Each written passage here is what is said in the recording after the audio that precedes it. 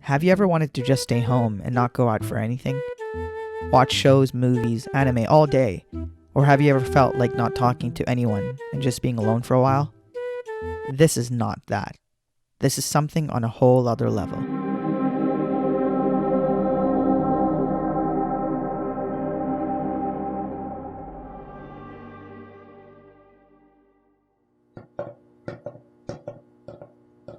Hikikomori is a term to refer to people intentionally living in seclusion and withdrawing from society almost entirely. This is a Japanese term given to people who adopt such a lifestyle. This trend seems to be growing widely in Japanese society, and by the term trend, I don't mean it's something people do for fun, but rather it's a kind of mental health condition. The term hikikomori is a general term given to this type of lifestyle, but the extent to which each person goes into seclusion varies from person to person. Some hikikomori stay in seclusion for weeks or months at a time, while others would stay in seclusion for years.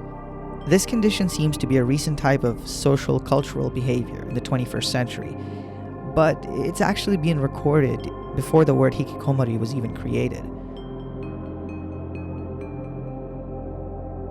A study released in 1978 referred to it as taikyaku shinkesho, meaning withdrawal neurosis. But what does today's hikikomori lifestyle look like?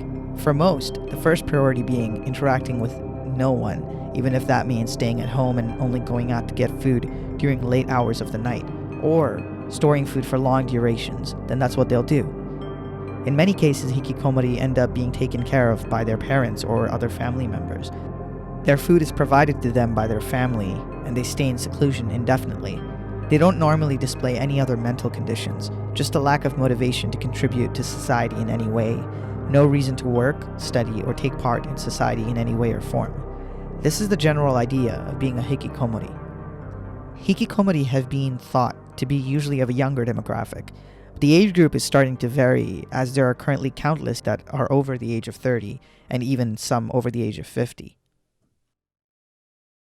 Some older hikikomori would live and die in such a way. No one would know about their deaths until their neighbors would start to smell the body and report it. Companies have formed around this that specialize in cleaning homes of hikikomori after their deaths. One of the reasons why this condition even exists is either because of people experiencing bullying or just simply not being accepted by people. This can cause them to go into seclusion and hide themselves from society in general.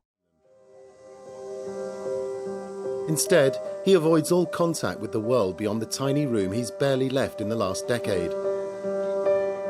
He's a hikikomori, the Japanese word for a person who seeks isolation and who never leaves home. I need the sound of the TV, otherwise I don't feel well.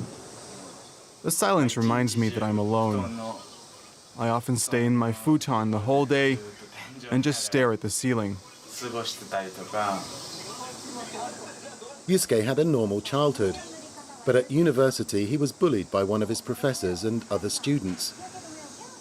The trauma turned him against people in general. Since then, time has stood still.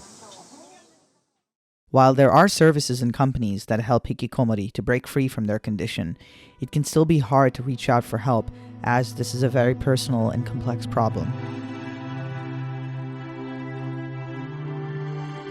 The Japanese government has put the number of hikikomori at around 1.15 million, but experts in the field such as Saito Tamaki suggest that the real figures are near the 10 million mark.